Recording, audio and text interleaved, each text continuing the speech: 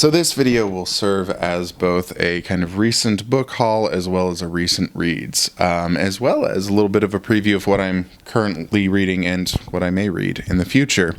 So let's just get into it. This first stack of books I got, I will shout out as a Long Beach local. If you're ever in Long Beach or Signal Hill, then you should check out Planet Books. It's over in technically Signal Hill, but these are the first stack. I'll show them one by one. I got a bunch of Philip K. Dick books, and I got the they're all the 1990 vintage editions, and these are some of my favorite book covers of all time. They got a lot of just library nostalgia for me, but also just visually, that's kind of what I'm into.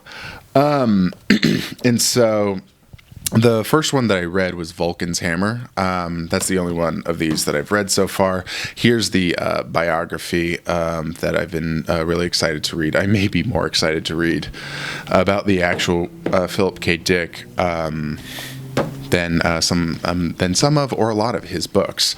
But Vulcan's Hammer deals with like an all-knowing, super smart, borderline AI computer, and it was one of his early novels, right? It was written in like 1960, so there's it feels a lot more stripped down than a lot of his other stuff. I mean, I'll be honest, I've only completed the Three Stigmata of Palmer Eldritch, and that was a while ago. I've sampled a ton of other things by him, but this book does feel a lot more bare bones. It's only like 160 pages, and it's It gets going. It skips through. It's a very fast-paced book, and there's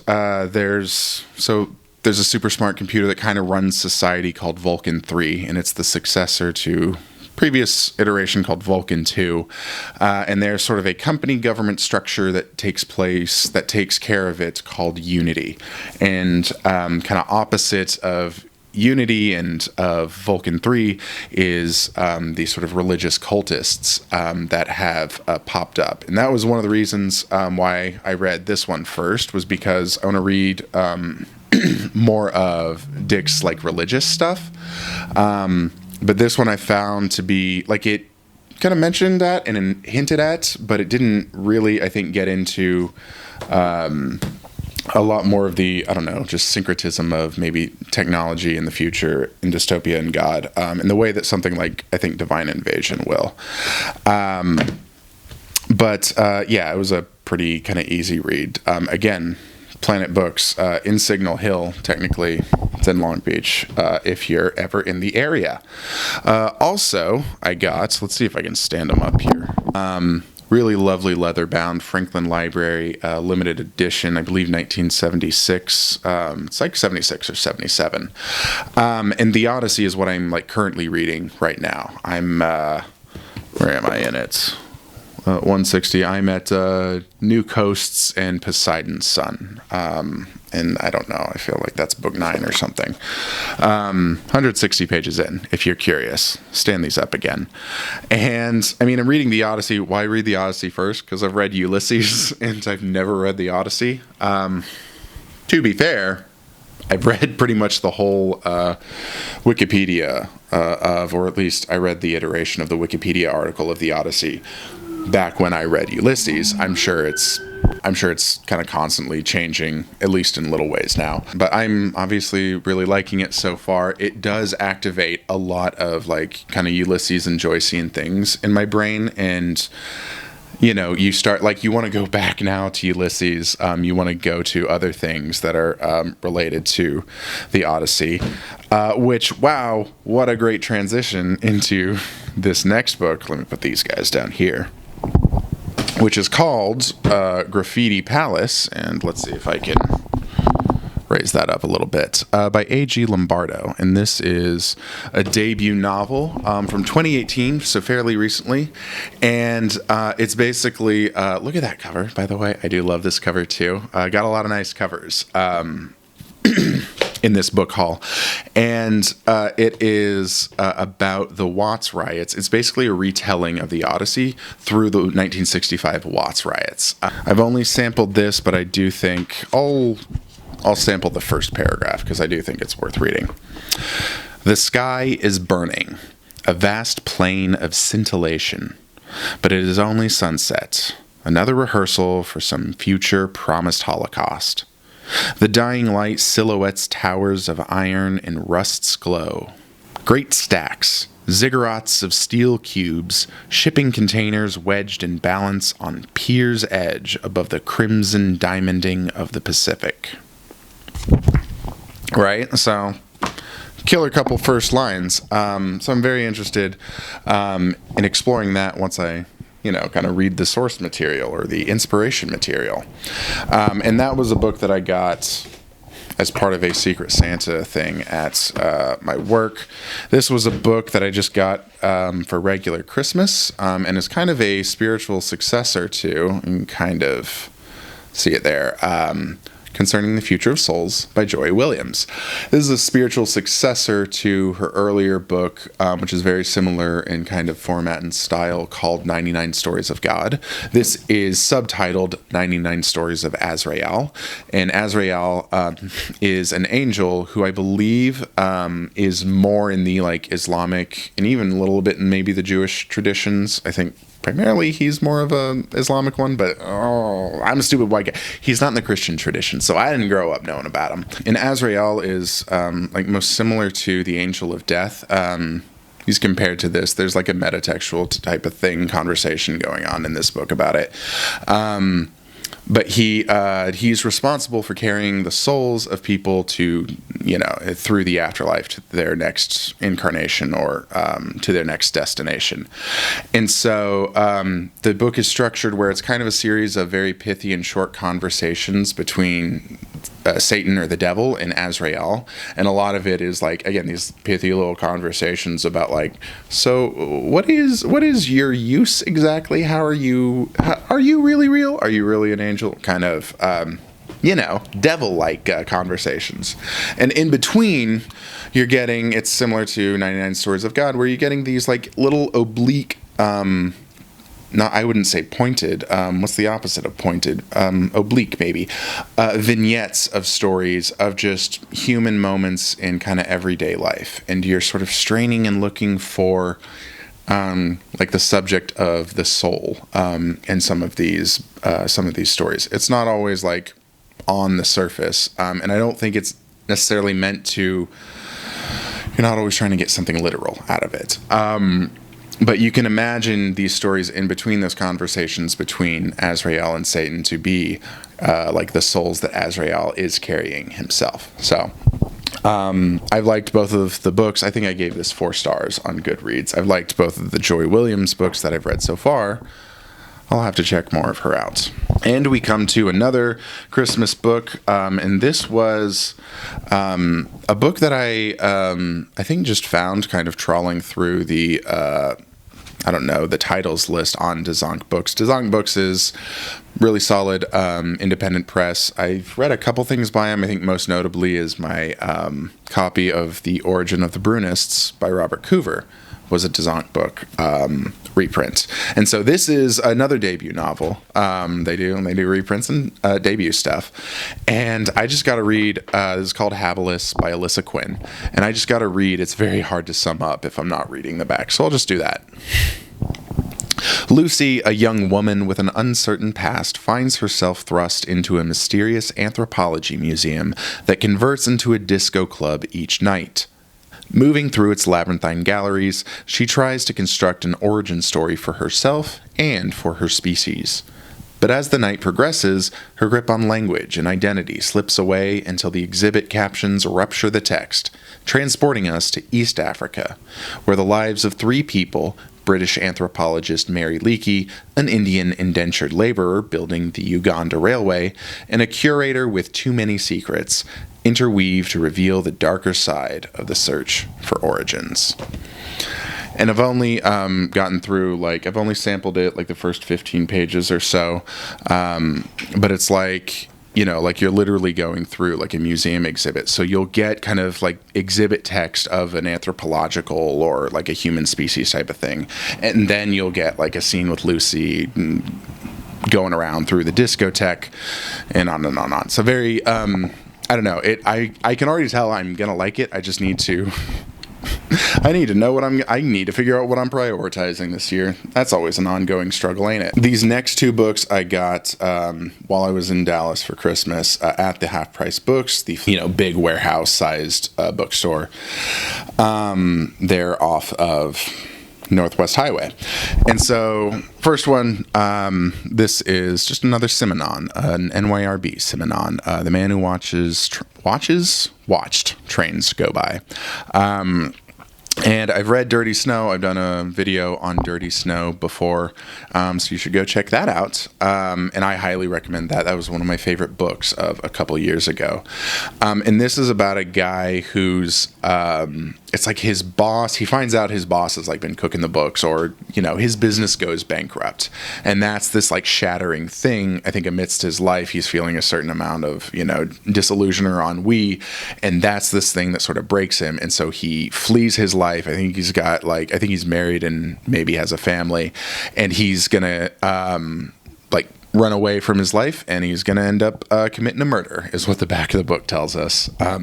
So it was just one of those, like, I see a Simenon NYRB, I'm gonna pick it off the shelves. And then this was one of my favorite finds of this book haul, I guess. And this is a nonfiction book, and it's you can consider it kind of a biography or just a book of interviews.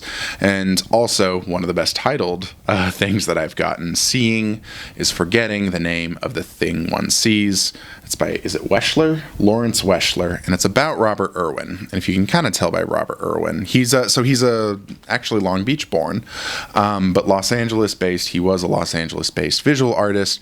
Did a lot of stuff with like light installations particularly, but he like worked in a whole lot of mediums. And he was just this very like kind of chill California bro that was very high concept with a lot of his art, and also just very he's like, so, okay. He was famous early in his career. He didn't want things taken, he didn't want photographs taken of any of his work. And so a lot of his stuff, like even descriptions of the work, don't survive. And like he's recalling it in his memory here. And because he didn't let it be photographed because he felt like it didn't translate presence. And so if it couldn't translate like the whole artistic experience, then it was like bastardizing it. The other interesting thing like about him is that I think he made like a significant portion of his kind of life earnings through just being a real, like picking horses at, I think, the Santa Anita. It's one of the horse tracks kind of up in the Baldwin Park area where he actually grew up. He was born in Long Beach, but he grew up in up further up north. So I've been leafing through it, I'm only through the first 50 pages, but he's a really interesting guy so far. So, and then let's talk about the last 5 or 6 here. This is going to be more international in flavor. Let's start off with Bachtyar Ali's The Last Pomegranate Tree. I bought this used at Counterpoint Books and Records, which I thought I had been there before. Maybe I had, but it was located somewhere else several years ago, so I don't really know. But I found this whole next like 5 things I found them from that bookstore. This is a Kurdish novel, and Bachtyar Ali, I think, is more or less kind of considered the most famous Kurdish novelist. I think, I don't know if this novel literally or one of his previous novels is like the first Kurdish translation. And I've been looking to learn more, get more into, really, not necessarily, I'm not going down a historical road, I will be honest, but I'm looking to read more by Kurdish authors ever since I read some Abdullah Pashu. He's a poet, very, very prolific, famous Kurdish poet, and so also one of the first, I think, Kurdish poets to get translated into English, and read his collection, kind of his lifetime collection, Dictionary of Midnight. The Last Pomegranate Tree is kind of its own Odyssean tale. It's about a guy, he's a Peshmerga who's Kurdish armed forces. And so he gets in the, like, I think he's fighting Saddam, right? And then he gets, that's what I'm a little unclear. I'm not sure if he's imprisoned by Saddam or if he's imprisoned by the other, like, Kurdish faction, because I know there's two factions of the Kurds that don't really like each other. And so he's been in prison for 20 years. He gets released, and the goal of the book is he needs to go find his son. And so I'm looking forward to it. I've seen him compared to like both Gabriel Garcia Marquez and Thomas Pynchon. I'm curious about the Pynchon. From what I've sampled, totally get the Gabo comparison. There's just that kind of quality to it. The next little international book we have is Please Don't Call Me Human by Wang Shuo. And this is, I was looking for, I think his debut novel is called Playing for Thrills. He's considered the Chinese Kerouac, or at least that's, the branding that he got. But he was also a guy, I think he started writing in the 80s. So it's not like he's the same generation as Kerouac. He's just like brash young caustic youth books. But this book is actually compared to Fellini, the Italian movie director. But this is another book I just need to read the inside passage of, or the inside flap of. After a shattering defeat for China in an international wrestling competition, a group of profiteers seeks out a young athletic hero to restore the country's damaged pride. In search of a living practitioner of a legendary fighting technique, the scouts find their man. Ironically, he is no warrior, but rather a slacker pedicab driver. What follows is a surreal, comic journey that includes a sex change operation, an encounter with Buddha himself, and a humiliation competition where nations vie by performing feats of self-degradation. So, surreal, comic, absurd. Again, looking forward to it. Ooh, boy, is that way down on the list, though. I mean, oh gosh, so many books. Here's another book that I have finished, that I have read, The Peregrine by J.A. Baker, also another NYRB. And this is I would call this a much ballyhooed book on BookTube, or at least the corner of BookTube that I occupy. It's a Cliff book, right? He's reviewed it. I didn't realize this was going to be fully nonfiction, but it just turns out it is. It's basically kind of a field journal, and it was written in 1967, but it's kind of a field journal in rural-ish England, and it's a guy following and tracking peregrines from about October to March of one year. And the prose is like very stunning, very cinematic. If you're following me on Instagram, I tweeted out a couple passages, I think, and it is like undeniably, I think it's very beautiful. I think I said it was cinematic. Like Werner Herzog has this go. I encourage people to go check out the Werner Herzog kind of interview where he's talking about this book. He goes ham on it, you might say. Terrible impression of Werner Herzog.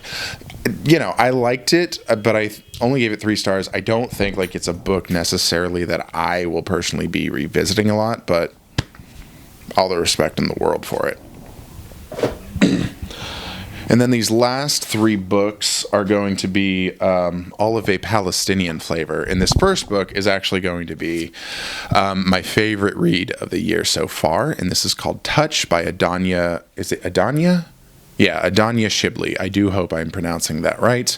I was I'd heard good things about, I believe it's called A Minor Incident, and so that's kind of her newest release, but this was an earlier release. It's very short. This is only like 72, 74 pages, so it's really more properly a novella than a novel, and it is about the youngest of 9 children, a girl, a Palestinian girl, just living and growing up, and it's not so much about the whole situation over there.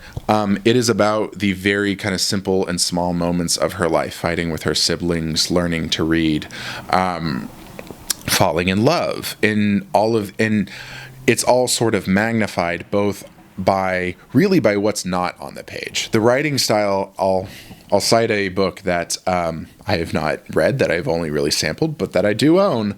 It's very similar in style to Milkman by Anna Burns, if you know what that is, where it's almost very like non-specific, and you are like the reader really understands exactly where you are and exactly, what the political situation is. But it doesn't say it out loud, and, understandably so. And, kind of mimicking a certain truth through censorship, you might think. It's a not at all, a unique thing, I think, to Shibli. I see it a lot through, I don't know, just books that are banned in some sense. Not that Milkman was. Anyway, the point is, this book was just like really devastating to me, and obviously, with everything going on, it hits a little harder, and maybe you're a little more sensitive to it. But yeah, literally, like, I think that's going to go on, like, my favorites of all time book. Of all these things, like, this is the thing I'm going back and, like, reading and leafing through and, like, wait, okay, let me experience that all over again. This book is a Palestinian-American writer. I do not believe, this person lives at all in Palestine. I think Shibli, I don't know. Shibli's talked about, like, the most talked about writer on the West Bank. This is The Coin by Yasmin Zaher. I'm hoping that's how you pronounce it. Apologies. I'm, big dumb stupid whitey. And this is about, like, she's like a tutor to underprivileged kids in New York, and a very kind of zany and eccentric personality, who also takes up at one point with some just like scammer, and they're like reselling Birkin bags. And so it's this sort of, it's really more, I think, of a New York novel, like a being young in New York and trying to live in this crazy world. But this is like a new book that like came out this year, and I don't even think this is an ARC. It's just a full-on, this is just a full-on hardcover copy, and I got it for like $15 with that Mylar jacket. So again, Counterpoint Books and Records, I'm telling you, is awesome. And then finally, I got this book. Actually, I ordered this online. I don't think they sell many in stores because they're an on-demand book publisher. This is from Or Books, and this is If I Must Die, Poetry in Prose by Rafaat Alareer. Again, hopefully I'm saying that right. So Rafaat was killed a little over a year ago, early December of 2023. Almost assuredly, like, targeted by the Israeli military, and he was killed by an airstrike along with several other members of his family. And he was a very famous Palestinian voice that did write a ton of stuff. I assume he wrote in Palestinian, or I assume he wrote in Arabic. Jesus. As well, but he was a very prominent voice. He's got a lot of the stuff that's in here was like reprinted from Electronic Intifada or like Mondo Vice or those kinds of sites. And so they're really more like nonfiction polemic political essays, and it works. It's, if you are like someone who's completely unfamiliar maybe with the Israeli-Palestine conflict, this is a great contemporary voice that brings you right into just the miserable conditions and just kind of the extremities of their day-to-day life. Rafaat was famous for being an English teacher at the Islamic University in Gaza. Is that what it's called? Islamic University of Gaza. And he talks about in here about teaching Shakespeare. He talks about one of the things that's reprinted in here seems to be work from his students, because he was very gung-ho about like getting his students to write, specifically about like their political situation, in either kind of a nonfiction, I think, or fiction form. But he was also very adamant about writing in English so that it was, accessible to dum-dums like me, who, let's face it, if I'm going to learn another language, Arabic's not at the top of the list. So, obviously, I thank Rafaat for his work in his life. And I did think, I do want to clear up like one misconception, because I thought this was going to be more poetry, because If I Must Die is like a poem that was, it was being passed around immediately upon his death. And it's not, it's mostly like, again, nonfiction essays, basically, and like some of his student writing. All still very good, but I assumed this was going to be mostly poetry. And so that was just simply not disappointed in it. But that was simply a misconception. And I am still, like, I'm working through this. It's like 250 pages or so. I'm like 100 pages through it. So it's not necessarily like, it's not like the Odyssey. I don't necessarily even want to read it every day. Okay, that's the video. Hopefully, this is about 20-ish minutes after I get done cutting things down. Let's see. Friend me on Goodreads. Friend me on Discord. I'm more likely, if you ever want to like talk or just message me randomly on Discord and we'll talk about books. Follow me on Instagram if you want to kind of see a little more of a day-to-day kind of what I'm reading, but even then it's not entirely day-to-day. And please subscribe, and I'll see you for the next video.